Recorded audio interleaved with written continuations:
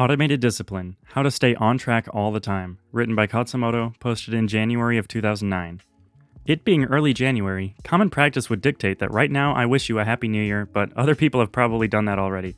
Plus, it's not like I would really mean it, because I wouldn't. I hate holidays, and I hate how people who are usually mood-swinging jerks to you will hug you on Christmas or New Year's Eve or Day as if nothing the heck were wrong. That kind of thing confuses me and makes me break out in Stockholm Syndrome rashes. I need consistency. If someone's going to be a jerk to me, I need them to be a jerk to me all the time. Friggin'. But you know what I hate even more than holidays? I hate the word discipline. Not because it's only 6 letters away from being a 4-letter word, which it is, but because... Okay, the number of letters doesn't count.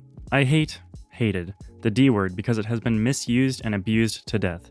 When people say the word discipline, what they really mean is some sadomasochistic, pretty woman wearing an SS uniform behavior that merely boils down to one word: submission. Submission to authority under threat of direct enforcement by physical or emotional violence. Do as we say or we'll beat you up and/or tear your reputation to pieces. That's how most people experienced the word discipline. It wasn't until I was in college, Googling, that I discovered what discipline actually means, or at least what it should mean. According to the quote attributed to I don't know who, I can't be bothered to go look it up. Footnote 1. Actual name. I know, rough childhood for this guy. End footnote. Quote, discipline is remembering what you want. End quote. Isn't that much better than all this crap about pain and suffering and crucibles? That's right, son. This is implying something self-directed rather than self-inflicted. I mean, gosh, who expects to get anyone, including themselves, inspired to do anything with all this talk about freaking no pain, no gain, and pain is left-wing ideas leaving the body, and you get the idea. Where was I? Yeah, dude, discipline is remembering what you want. This doesn't just make us feel warm and fuzzy and good. Footnote 2. Admittedly, I do feel good and I was fully aware that I would. Now. End footnote. It also gives us a concrete action step to work on. Okay, brace yourself for some fake math and logical fallacies of equivocation. If discipline is what it takes to turn dreams into goals into realities, and discipline is remembering what you want, then pretty much all you have to do to get from here to there is remember what you want. Not remembering where you are, this will just make you sad. Not remember where you're not, another recipe for sadness, but remember what you want. How many of you have watched, I don't know, let's dip as low into the pop culture barrel as possible, MTV Cribs, and been like, I want one of those gaudy swimming pools, big screen TVs, STD-ridden groupies? Show of hands. Okay, good. But then how many of you, even 2 weeks later, remember the exact thing that you wanted? I bet pretty few. I bet you all still have a nebulous, amorphous, non-corporeal desire to be blinging it up in or on an air, land, or sea vehicle of some kind, while total strangers mill around in the background and spend your money on controlled substances. But how many of you remember exactly the make and model and price of the thing or things you want? Have you gone shopping for them? Have you compared them to similar products? Have you looked into renting them to see if they're really worth owning? Have you started saving money to acquire them? Can you get them used? Are they on some kind of written list in order of priority with dates for acquisition? Footnote 3. The dates don't have to be soon, they just have to be. This is not a deadline to be feared and dreaded. Much of the idea here is to impress it upon yourself that there will come an actual Monday when you will be on a beach somewhere, holding hands with a stunningly beautiful woman who absolutely insists that the doctor says it's not contagious. End footnote. Probably not. That's why you'll always be a schmuck watching Cribs. Unless and until you actually start getting more concrete about this stuff, until you stop allowing yourself to forget. Or something like that. I'm not too sure that I'm quite communicating this idea fully, but oh well, I never am. Let me just say this. The internet once told me, quote, many people overestimate what they can get done in a day and underestimate what they can get done in a year, end quote. Just imagine how viciously you're underestimating what you can get done this year, and in 2, 3, 5, and 10 years. It may seem like nothing, it may seem like you're going nowhere, but the sum of all those nothings is what it's all about, and it's a lot of the philosophy in this blook. The journey of 1,000 leagues, Grasshopper, not only begins with a single step, it also ends with a single step, and, in fact, is entirely made up of single steps. Footnote 4. Narrator's note, I'm just going to put this one on screen so I don't get YouTube drones flying around my house. End footnote. Imagine if people refuse to try to conceive children because it's just going to be one cell, what's the point? 2 days and all I have is zygote? Are you kidding me? Imagine if people stopped brushing their teeth because they're all just gonna get dirty again. Imagine if people stopped climbing mountains after a couple of steps because I've been at it for like 15 minutes and I'm nowhere near the top. Countless young, reckless males might still be alive today, screaming into microphones, making angry music. Footnote 5. Narrator's note, I hope I don't get a copyright strike for this. So here I am, alive at last.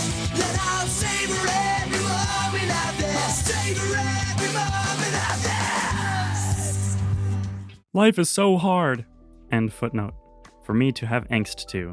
But no, they all had to climb a perfectly good mountain. So the whole so-called discipline problem can reduce itself to a memory problem. Thankfully, we needn't rely entirely on ourselves for this. Many of us already have a personal secretary on our staff. He doesn't eat food and he can go days and weeks without sleep. I refer, of course, to the PC. Footnote 6. You thought I was talking about my imaginary friend, Dimitri. Nope, he's a secret. Shh. End footnote. I don't even know why I brought up cribs. It says more about my character than yours. But anyway, many of you reading this are trying to learn a language. And the thing is, as I have said once or twice before about a language, in fact, any advanced skill, the real key is that you don't need to get good at it, you just need to get used to it. Footnote 7. In fact, the whole 10,000 plus hours business indicates that these are, in a sense, one and the same. End footnote. It needs to become a habit, a reflex for you. Let it get inside the muscles of your hands, face, and mouth.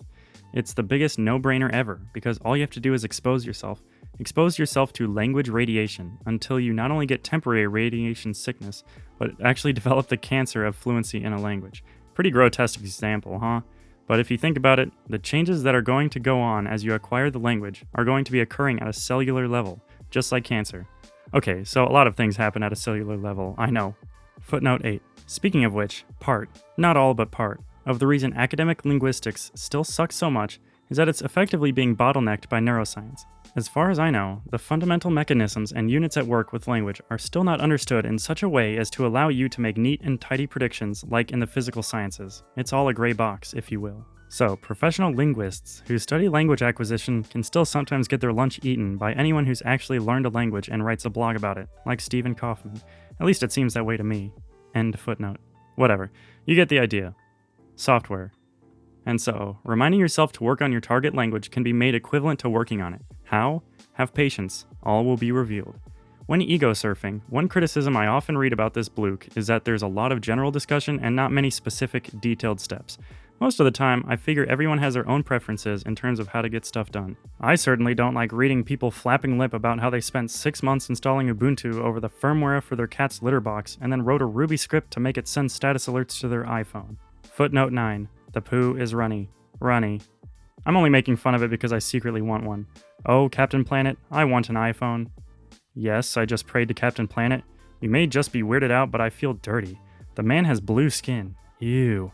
Freaking variant skin colors ruining my childhood. End footnote. Also, I don't like writing things that can go out of date very quickly, but today I shall make an exception. Today I'm going to discuss, with detailed examples, the software I use to implement automated discipline in my life. In this sense, I was inspired by Timothy Ferriss. He's thick on both theory and execution, and even though his bombastic prose rattles my subtle Japanese sensibilities, footnote 10, I'm serious. If you live in Japan long enough, a year is a good start. You start to become Japanese in little ways that are not clear to you until you reestablish contact with your previous culture. Just ask Arudou Debito. Whenever I watch a Hollywood movie, I almost cringe when I see people enter a room with shoes, and I find myself wondering how someone can make a heartfelt apology without bowing. When Kenyans living in Japan speak Swahili, they connect their sentences with sa. Stuff like that. A couple of my Japanese friends only half-jokingly say that the writing style exemplified by Timothy Ferriss raises their blood pressure. I lolled. End footnote. I liked his book. No more talk. Let's go straight to action. I'm black. I'm equal parts dynamic and threatening, and I do comic relief. I pity the fool who doesn't read about this software. TimeSnapper. Classic. The future you is watching you. It is amazing what you will do or will not do when you know you'll have to answer for it, even if it's just to yourself. I certainly don't want evidence of superfluous English wickedness on my record. TimeSnapper takes a snapshot of your computer screen every X seconds throughout the day. At the end of the day, you'll have to play this back, like unto a movie. Be sure to change the settings so you don't have gigabytes of data for just one day. A 25% JPEG quality snapshot every 60 seconds seems to be more than enough to keep me kosher, halal, and Cantonese. Our memories can be subjective. We tend to think that we worked harder and immersed deeper than we actually did. With TimeSnapper, you can see for yourself just what you were doing and when. If my experience is anything to go by, then I know you'll be making the future you proud. LeechBlock, a FireFox plugin. If you're not using FireFox, you probably should be, haha. Those open source hippies have a thing or two going for them. The Pareto principle would suggest that a mere handful of non-target language sites suck the lion's share of our time. In my case, these included LifeHacker, Gmail, footnote 11. Blocking Gmail forces me to check my email in Opera, which is slower than bullet time in the Matrix, causing me to do only as much email checking as need be done to keep democracy safe. And it's looking like democracy didn't need that much. End footnote. AJATT stats and English Wikipedia. I blocked all of these. If necessary, you can block entire TLDs like .com and .us, assuming the collateral damage from false positives isn't too high. LeechBlock is highly flexible, allowing you to set up time-based blocking, daily time limits, and etc. Karen's Countdown Timer 2. Part of Karen's Power Tools suite. In a sense, KCT2, footnote 12. What, are you going to type the whole thing out again? End footnote. Isn't that different from Windows' native task scheduler? It's just that it has a far simpler, friendlier, more flexible interface. Plus, it's free, so go for it. Why I came to use KC2 is because I found that two things were endangering my Cantonese immersion environment. One, the first was forgetting to turn it back on after temporarily turning it off, e.g. to talk on the phone. Footnote 13. One time, I made a YouTube video and I didn't turn off the Canto. I'm proud of that time. End footnote. 2. The second was simply going about my strong bad morning routine of Klingon blood rituals. Footnote 14. You think I'm joking to inject some geek humor and add more personality to my blook? I'm not joking. The blood of Kordos the Magnificent is transubstantiated into my morning Minute Maid Cassis juice. I'm serious. I am that weird. What you looking at? End footnote. And forgetting to turn on the environment until, noon. This software takes care of both of these situations.